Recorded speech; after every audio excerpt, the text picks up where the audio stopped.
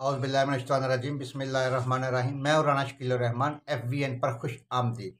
नाजरीन, यकीन करें कि आज मैं बहुत ही कह लें कि एक दिल बर्दाश्ता होकर ये अपना एक प्रोग्राम कर रहा हूँ आपके साथ। नाजरीन, कुछ चीज़ें शेयर करनी है कि यकीन करें कि इस वक्त महंगाई ने हमारे जैसे तबके का मिडिल क्लास और सफ़ेद पोश जो तबका था उसको यकीन करें कि जनाजा निकाल के रख दिया है।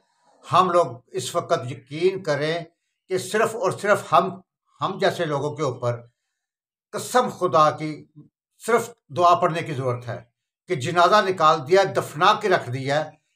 कि मैं आपको क्या बताऊं कि इस वक्त हम लोगों के जो बिल हैं, सुई गैस के बिल, बिजली के बिल, वासा के बिल, हमारा इन लोगों ने जीना दुभर कर दिया है। यकीन करें कि मैं आज एक्सप्रेस की न्यूज़ के अखबार की खबर पढ़ रहा था और इसमें कोई शक नहीं है कि पाकिस्तान जनूबी एशिया में सबसे महंगा मुल्क करार पाया है। ये मेरी रिपोर्ट नहीं है, ये एशियाई तरक्याती बैंक की रिपोर्ट है। वो आगे क्या लिख रहे हैं कि पाकिस्तान में मौजूदा माली महंगाई की औसत शरह 27.5% रहेगी।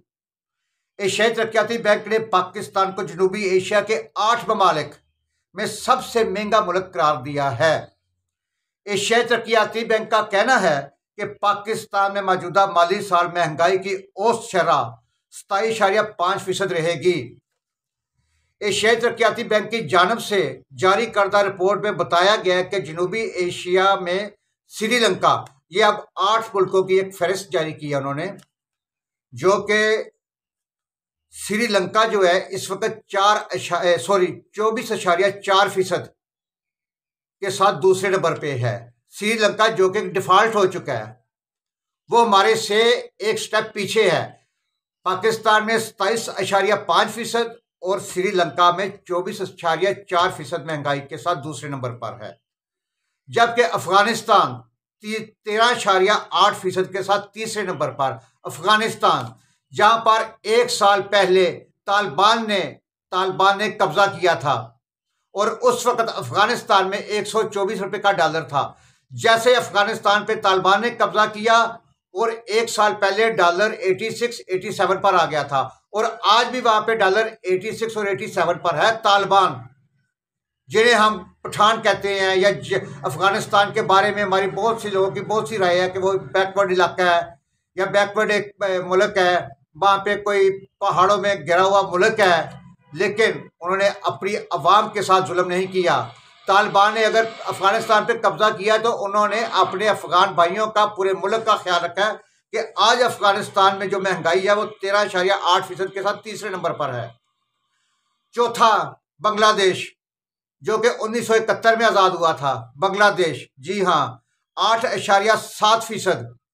जबकि इंडिया, हम दोनों एक ही दिन में आज़ाद हुए थे। इंडिया, क्या इंडिया के सर पे सिंग लगे हुए हैं? उनके लोगों के सर पे 2 सर हैं, या उनके 4 दिमाग हैं, या उनके 4 हाथ हैं, 4 पाँव हैं इंडिया के? और इंडिया इस वक्त यकीन करें कि महंगाई में सिर्फ और सिर्फ 5%, इंडिया 5%, और नेपाल 7.4%, भूटान 5.5%, भूटान जैसा मुल्क 5.5%, और मालदीव, नाजरीन अंदाजा कीजिए मजे की बात कि मालदीव 4.5% वहां पे महंगाई है और पाकिस्तान में 27.5%। नाजरीन, यकीन करें कि 22-24 करोड़ की आबादी है, अभी मरदमशुमारी हो रही है, पता चलेगा कि क्या एक्चुअल क्या आबादी है पूरे मुल्क की। लेकिन कसम खुदा की हम लोग, मुझे कसम, मैं उठाता नहीं हूँ जल्दी करके, लेकिन आज मजबूर होकर कसम उठा रहा हूँ कि जब ये PTI की हुकूमत थी, इमरान खान की हुकूमत थी, तो मुझे आज भी याद है कि 2022 का मार्च का बिल आया मुझे 117 यूनिट का, ना सॉरी 150 यूनिट का बिल आया मुझे मार्च का। और मार्च के बाद जब 150 यूनिट का बिल आया 1411 रुपये, तो यकीन करें कि सुबह मैं घर से सुबह उठाऊँ देखा तो दरवाजे पे बिजली का बिल पड़ा हुआ था, तो 1411 रुपये 150 यूनिट के हिसाब से बिल देख के तो मेरे मतलब कि कह लें कि एक ब्लड प्रेशर हाई हो गया। और मैंने उसके ऊपर फिर एक धुआंधार प्रोग्राम किया, अपना व्लॉग किया कि यार इतनी महंगाई है कि इन लोगों ने, पीटीआई ने अवाम का जीना दुभर कर दिया है।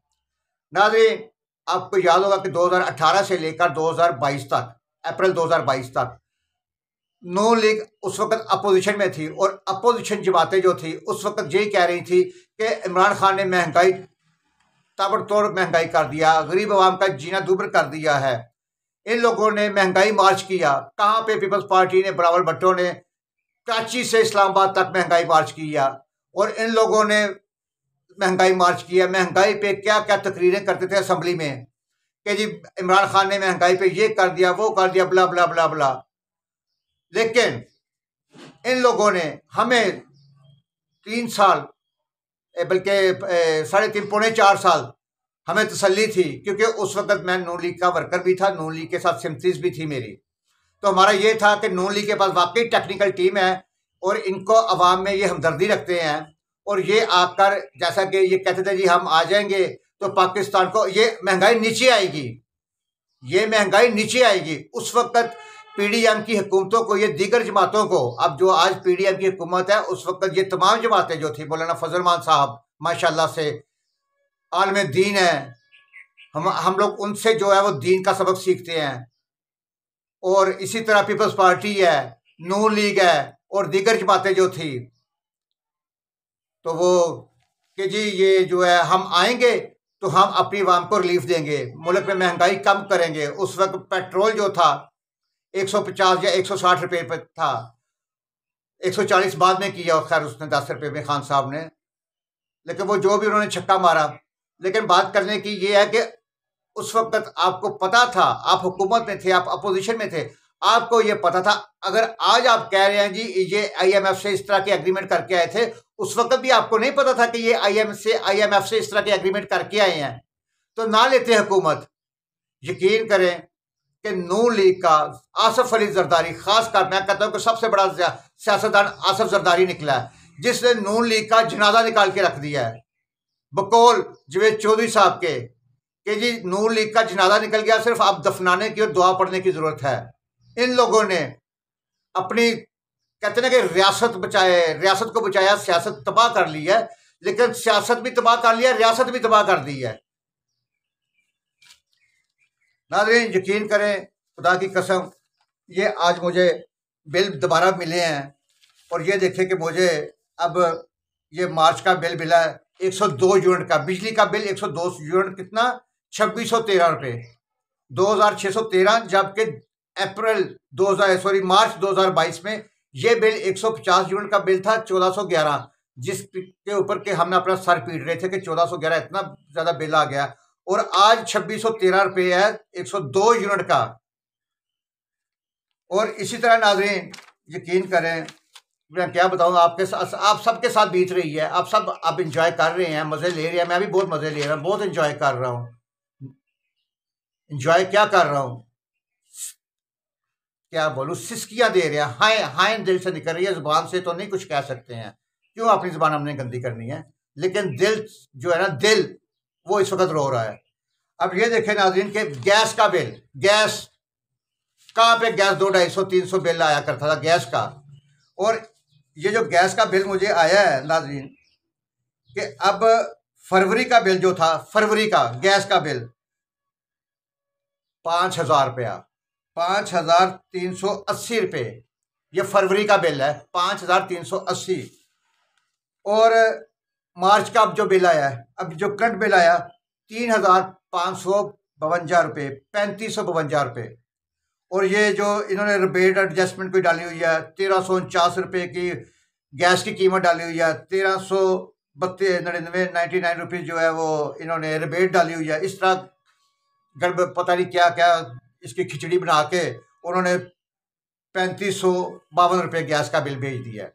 अंदाज़ा कर लें ये इस हुकूमत का कि ये क्या करेगी गरीब आवाम के साथ, और क्या खाएंगे, और क्या वो क्या कहते हैं कि नंगी निचोड़ेगी। एक मिसाल इस तरह की बनी हुई है कि अब नाज़रीन मैंने आपसे कोई 15-20 दिन पहले एक व्लॉग किया था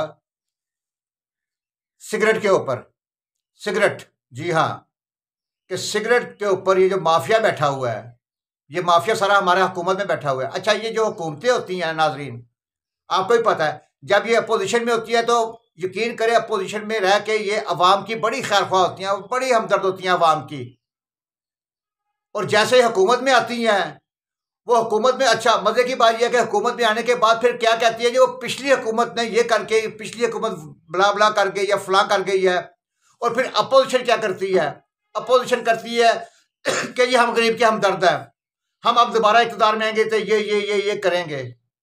यार क्या टोपी ड्रामा लगाया इन लोगों ने। मतलब ये देखें नाजरीन कि गोल्ड लीफ की डब्बी, गोल्ड लीफ की डब्बी आज से 2 महीने पहले 250 रुपए की थी। 250 रुपया गोल्ड लीफ की डब्बी थी, और 2 महीने पहले, और उसके ऊपर यही जो था गवर्नमेंट का टैक्स वही था, और आज भी गवर्नमेंट का टैक्स वही है। और आज गोल्ड लीफ की डब्बी की कीमत, एक गोल्ड लीफ के पैकेट की कीमत जो है वो 500 रुपया है। अब ये देखिए कि 500 रुपया, 250 रुपया पर डब्बी के ऊपर प्रॉफिट ले रहे हैं, पर डब्बी के ऊपर 250 रुपया। और मैंने उस दिन भी कैलकुलेशन की थी कि रोजाना, अब देखें कि भी 23-24 करोड़ की आबादी है, 1 करोड़ मैंने लगाया, सिर्फ और सिर्फ 1 करोड़। अगर 1 करोड़ लोग डेली के सिगरेट पीते हैं तो ये जनाबे वाला बन गए हैं 2.5 अरब। डेली के सिगरेट पीने के जो गोल्ड लीफ का 1 करोड़ बंदा अगर सिगरेट पिए तो 2.5 अरब डेली का बनता है। और 2.5 अरब आप मल्टीप्लाई 30 कर दें कि एक महीने में कितने बने? 75 अरब।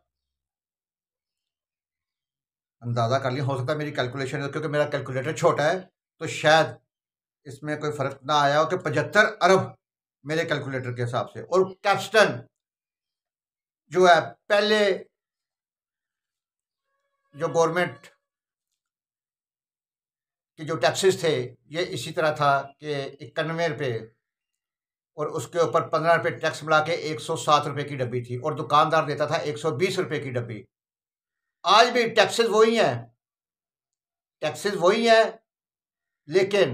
लेकिन दुकानदार दे रहा है 220 रुपये की पर डब्बी। 100 रुपया प्रॉफिट है, और 100 रुपये के प्रॉफिट के हिसाब से अगर 2 करोड़, क्योंकि कैप्स्टन जो है मिडिल क्लास हम जैसे लोगों का सिगरेट है, 2 करोड़ अब सिगरेट अगर पीती है तो 100 रुपये पर डे लगाए तो ये जनाबे वाला बनता है 2 अरब।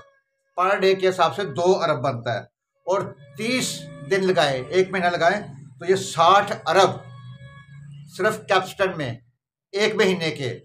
और 75 अरब जो है वो गोल्ड लीफ में 1 करोड़ आबादी पीती है, और मिडिल क्लास जो है वो 2 करोड़ अगर लोग सिगरेट पीते हैं तो 60 अरब महीने के।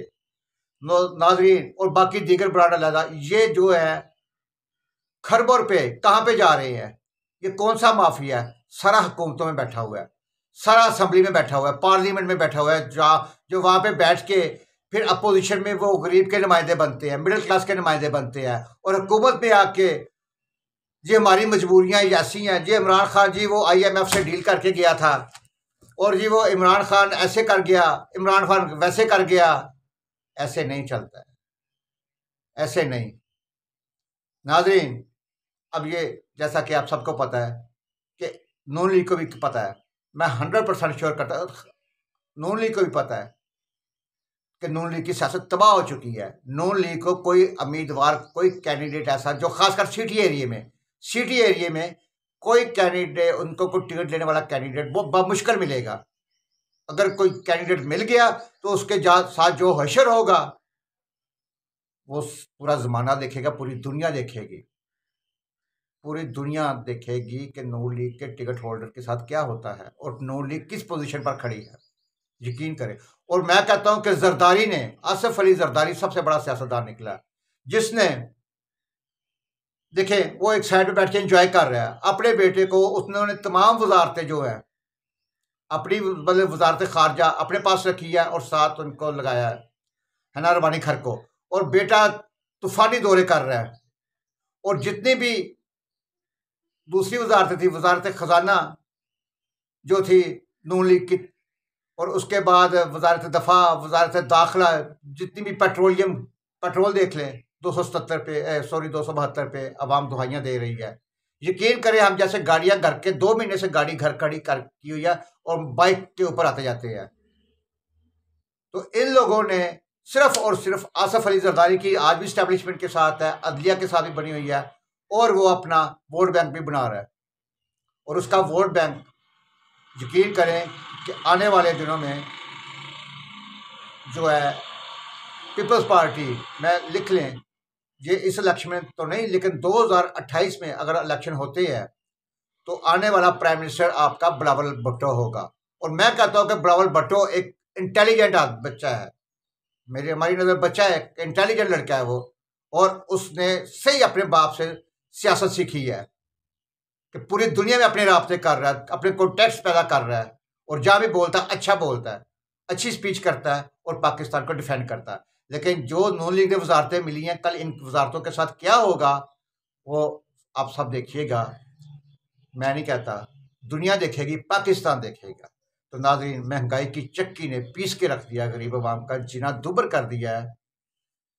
तो एक तरह इमरान खान सही कह रहे हैं, इमरान खान सही कह रहे हैं कि इलेक्शन से क्यों भाग रहे हैं, इलेक्शन से क्यों भाग रहे हैं। अब इलेक्शन चले, उन्होंने असम्बलियाँ तोड़ दी हैं, पहली का बात है कि असम्बली नहीं तोड़नी चाहिए थी। यकीन करें खान साहब ने थोड़ी कई गलतियां की हैं, खान साहब ने भी, काश ये खान साहब गलतियां ना करते, 2-4-6 महीने का इंतजार और कर लेते तो ये इलेक्शन अक्टूबर में होने ही होने थे। लेकिन देखें, बहरहाल इस वक्त जो इलेक्शन है पंजाब में नहीं होंगे, और मुझे लगता है कि अक्टूबर वाले इलेक्शन भी नहीं होंगे। इन लोगों ने अक्टूबर वाले इलेक्शन को आगे लेके जाना है। क्यों? इसलिए कि इनको पता है कि अब कम अज कम 2 हुकूमतें तो नून लीग के पास नहीं आएंगी, कम अज कम कोई 10 साल तक नून लीग कहीं नजर नहीं आएगी। तो नाजरीन, इजाजत दीजिए, अपने घर का, मोहल्ले का, शहर का, अपने खूबसूरत प्यारे पाकिस्तान की सफाई का खास ख्याल रखें। पाकिस्तान जिंदाबाद, पाइंदाबाद। अल्लाह हाफिज।